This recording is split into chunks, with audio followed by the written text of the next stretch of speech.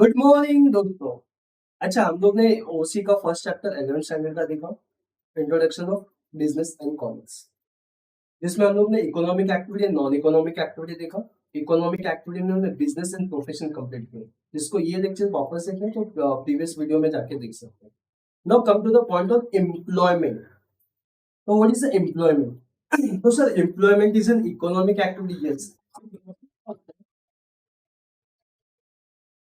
तो यहाँ पे क्या होता है, एक पर्सन दूसरे पर्सन के बिहाफ पे काम करता है। फॉर एग्जाम्पल, एक कंपनी है, वो कंपनी के अंदर में बहुत सारे एम्प्लॉय हैं और एम्प्लॉय वो सर्विसेज प्रोवाइड करे on the behalf of that company. Example के लिए जुपिटर हॉस्पिटल है। जुपिटर हॉस्पिटल में 10 नए डॉक्टर्स है। 10 नए डॉक्टर को जुपिटर हॉस्पिटल ने क्या किया, हायर किया है। अच्छा, अब बताओ, हायर किया है तो ये 10 डॉक्टर क्या सर्विसेज देंगे? यस। क्या 10 और डॉक्टर के पास प्रोफेशनल डिग्री है? यस। तो क्या इसको हम लोग प्रोफेशन बोलेंगे? यस, प्रोफेशन बोल सकते थे। लेकिन अभी ये लोग क्या हुए हैं, जुपिटर हॉस्पिटल के अंडर में काम कर रहे हैं विद द रिटर्न्स। उनको रिटर्न्स में क्या मिलेगा? सैलरी मिलेगी।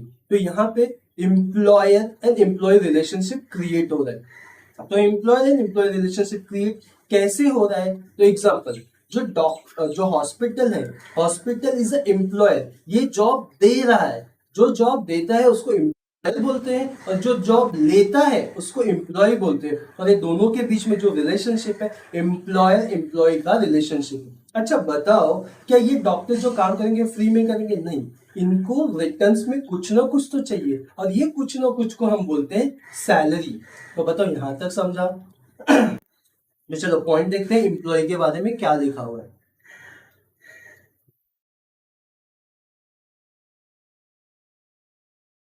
Employment, it is an economic activity. Very simple, it is an economic activity in which people work for others. Underline the word. यहाँ पे क्या होता है, एक पर्सन दूसरे पर्सन के लिए काम करता है। बोलो यहाँ तक सिंपल है, कोई डाउट है?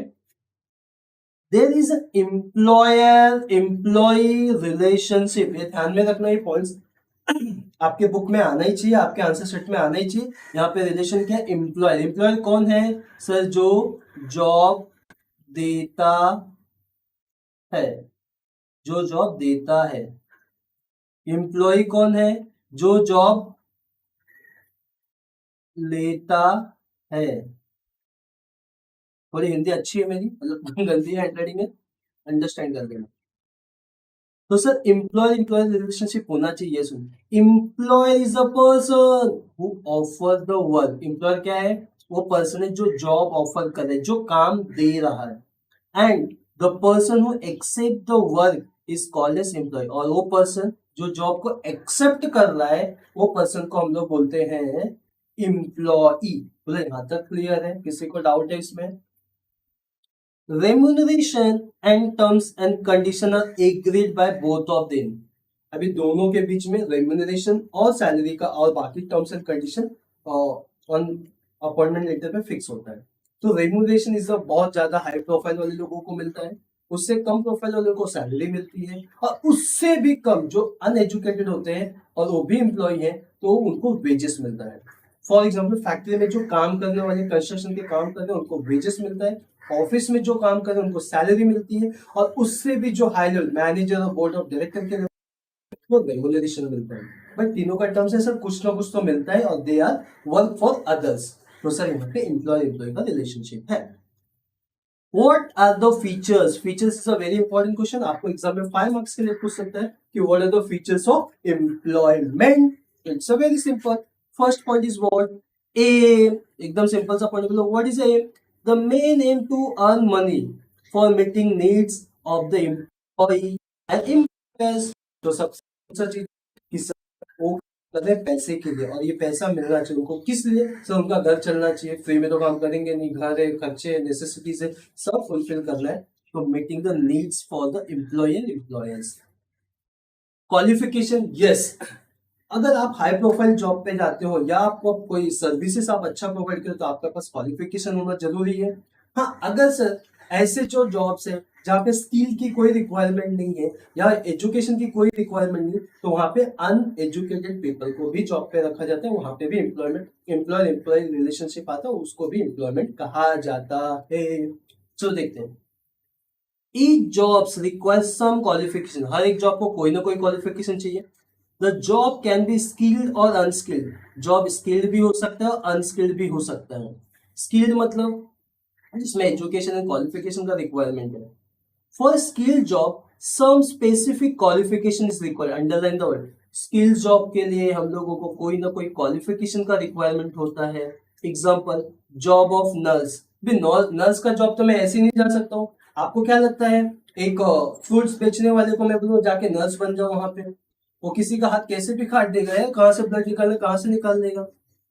But no specific qualification for the unskilled job is necessary. Example, office boy. तो आपको सिंपल लगे सर, एक ऑफिस बॉय है जिसको ये फाइल यहाँ से लाना वो फाइल वहाँ ले जाना, तो इसके लिए कोई स्किल्स का रिक्वायरमेंट नहीं है, तो सर इसको हम लोग बोलते हैं अनस्किल्ड जॉब। बट दोनों भी एम्प्लॉय एम्प्लॉय रिलेशनशिप में आते हैं। Point number 3, monetary returns. क्या लगता है मॉनेटरी रिटर्न्स नहीं होगा सर, इकोनॉमिक एक्टिविटी है तो something should be in returns in terms of money और मनी इज वर्थ, तो सर मिलना चाहिए। तो यहाँ पे सैलरी, वेजेस और रेम्यूनरेशन मिलता है। चलो देखते हैं नोट्स में क्या लिखा है। Wages or salary is given as a financial returns to employee after completion of work। बोलो यहाँ तक समझ में आ रहा है। तो वेजेस और सैलरी दिया जाता है अगर उनका काम कंप्लीट होता है, किसका, एम्प्लॉय का। तो वेजेस किसको मिलता है एकदम लोअर लेवल एम्प्लॉय को, सैलरी किसको मिलता है थोड़ा सा हायर लेवल एम्प्लॉय को। Wages are dedicated in advance before appointment. अच्छा यहाँ पे decide, sorry my mistake, wages are decided in advance before appointment. Wages और सैलरी भी पहले से डिसाइड होता है कि कितना आपको दिया जाएगा और आपसे कितना टास्क लेना है। वेजेस आर पेड डेली और वीकली। वेजेस जनरली हम लोग वीकली या डेली बेसिस पे पे करते हैं, सैलरी हम मंथली बेसिस पे पे करते हैं। Salary is paid monthly. Along with the salary, other benefits like bonus, quarters to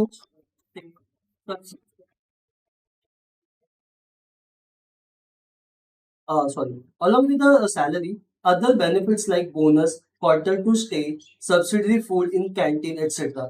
also can be given to the employee। बोलो यहाँ तक क्लियर, कोई doubt?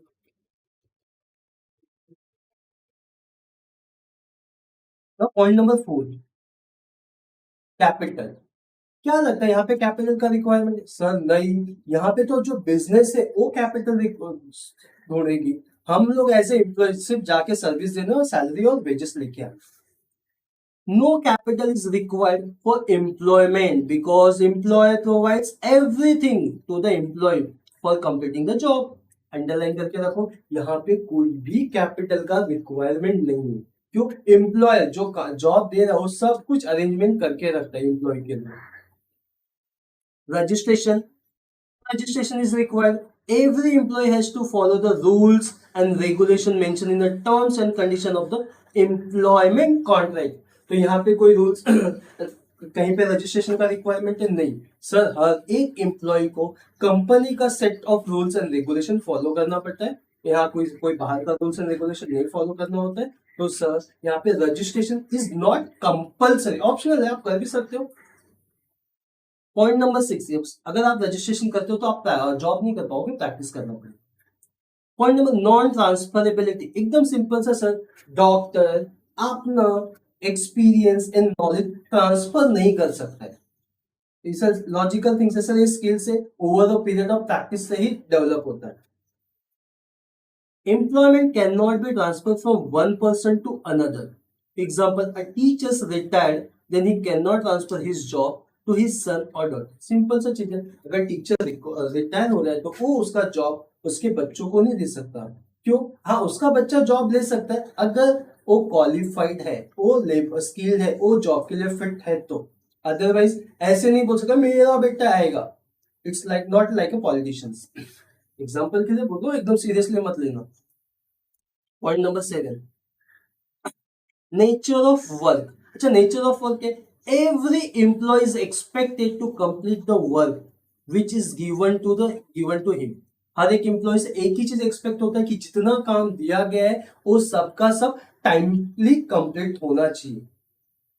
The nature of job is job decided the nature of work. Nature of job, जो job के लिए आप जाओगे, accounting के लिए जाओगे तो आपको अकाउंटिंग का काम मिलेगा, ऑफिस वर्क के लिए जाओगे तो ऑफिस को ऑफिस वर्क मिलेगा। तो जो नेचर ऑफ वर्क के लिए आपको हायर किया होगा तो वही जॉब आपको मिलेगा, तो वही जॉब आपको करना पड़ेगा। बोलो यहाँ तक समझा? तो हम लोग ने यहाँ तक 3 पॉइंट कंप्लीट कर लिया है, 3 इकोनॉमिक एक्टिविटी। इकोनॉमिक एक्टिविटी में 3 business, profession and employment. Business, profession and employment, तीनों कंप्लीट हो चुके हैं। थैंक यू, बाय, फिर मिलेंगे नेक्स्ट